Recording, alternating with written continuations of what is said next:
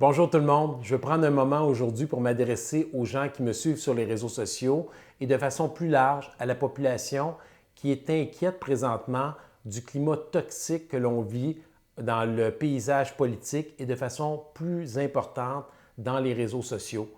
Je l'ai vécu de façon assez intense, je vous dirais, pas plus tard qu'hier, alors que j'ai fait une publication en toute simplicité, avec une bonne intention, de souhaiter une belle rentrée scolaire à tous les élèves et aux membres du personnel qui recommencent une nouvelle année. Et on sait comment ça a été difficile, particulièrement dans les 2 dernières années.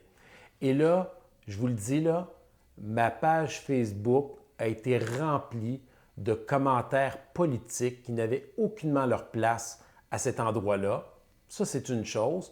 Mais surtout, je vous dirais la virulence des commentaires, le ton utilisé, l'agressivité, les menaces que l'on pouvait y voir. Puis je vous invite à aller lire les quelques commentaires que j'ai laissés parce que je tiens à vous dire que j'ai une personne à mon bureau en ce moment qui me supporte dans ce travail-là de masquer les commentaires qui vont tout simplement trop loin. Et où est la ligne avec la liberté d'expression? Elle est très mince présentement. Mais ce que vous voyez là, c'est 25 des commentaires que je peux recevoir de façon quotidienne, même si ça n'a aucun lien direct avec la course à la chefferie au fédéral, une élection provinciale ou fédérale ou un enjeu politique qui peut raviver des passions chez les gens. La liberté d'expression, là, je suis un des plus grands défenseurs de ça. Mais il y a une limite à ça. Ça ne donne pas le droit aux gens d'aller à ces niveaux-là d'agressivité, de menaces, de langage toxique. Je vais même plus loin. J'interpelle directement tous les leaders politiques, les leaders des grandes organisations à dénoncer de façon ferme ce langage-là, de ne pas fermer les yeux, de ne pas faire de l'aveuglement volontaire pour risquer peut-être de déplaire à une frange des groupes qui les suivent, pour laisser se défendre en arrière de la supposée liberté d'expression qui fait en sorte que l'on peut tout laisser dans le paysage des réseaux sociaux. Je pense qu'on a dépassé une certaine limite et on aurait tout intérêt pour éviter des situations comme on lit dans les médias aujourd'hui où on apprend que la Sûreté du Québec, dans la course à l'élection provinciale, a recommandé aux chefs de parti imaginés de mettre des gilets pare-balles. Qui aurait pu imaginer ça au Québec en 2022? Moi, personnellement, ça m'inquiète. Quand je vois Chrysler Freeland, la ministre des Finances au fédéral, qui se fait interpeller de façon agressive, menaçante, au même moment où elle rentre dans un ascenseur, quand je pense au chef du NPD, Jagmeet Singh, qui s'est fait interpeller dans la rue de façon violente et agressante, quand je pense au premier ministre Justin Trudeau qui a reçu des roches, quand je pense à mes confrères qui reçoivent des menaces au Parti conservateur via les réseaux sociaux, bien, ces choses-là dépassent la limite de l'acceptable. Puis aujourd'hui, je veux le dénoncer haut et fort.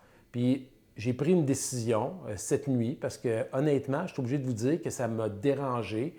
J'ai de la difficulté à dormir en pensant à tous ces messages-là que je reçois. Je vous dirais de façon plus intense depuis environ 2 ans. La pandémie n'a pas aidé clairement par l'insatisfaction d'une partie de la population. Mais j'ai décidé que c'était fini sur mes réseaux sociaux. J'ai pris une décision, après en avoir parlé avec mon équipe, que tous ces types de commentaires-là, maintenant, qui arriveront, je ne ferai pas juste les masquer là, pour diminuer leur importance, mais je vais tout simplement bannir ces individus-là de mes pages. Bon, certains vont crier au contrôle de l'information. Ils diront ce qu'ils veulent. Je pense que pour mon bien, même psychologique, et pour m'assurer de ne pas laisser une tribune à ces gens-là, d'avoir accès aux 30-40 000 personnes qui me suivent sur mes différentes plateformes de réseaux sociaux, éviter de leur laisser cette tribune pour laisser aller leur vulgarité, leurs menaces et leur discours haineux qu'ils utilisent. Pour moi, c'est assez. Enough is enough. J'ai décidé d'appliquer la dernière étape qui nous reste dans la gestion des réseaux sociaux, c'est de bannir ces gens-là, puis d'espérer que si tous ensemble, on ait un message fort à diriger, bien, qu'on puisse démontrer qu'ils sont une minorité et qui prennent malheureusement beaucoup trop de place, qui intimident les gens et qui empêchent d'avoir un discours serein sur des enjeux où il y aurait place à un débat en tout respect. Fait que je ne sais pas ce que vous en pensez, mais moi, c'est fini. J'ai pris ma décision. Fini les menaces, fini l'intimidation, fini les commentaires haineux, puis je vais le faire du mieux que je peux avec les petites ressources que j'ai, parce que ce n'est pas nécessairement évident, puis je n'ai pas envie de passer 24 heures sur 24. Dieu sait que je passe déjà beaucoup de temps sur les réseaux sociaux, mais je vais tenter du mieux que je peux de les effacer de mon paysage, et j'espère que d'autres vont emboîter le pas de leur côté. Bonne fin de journée tout le monde.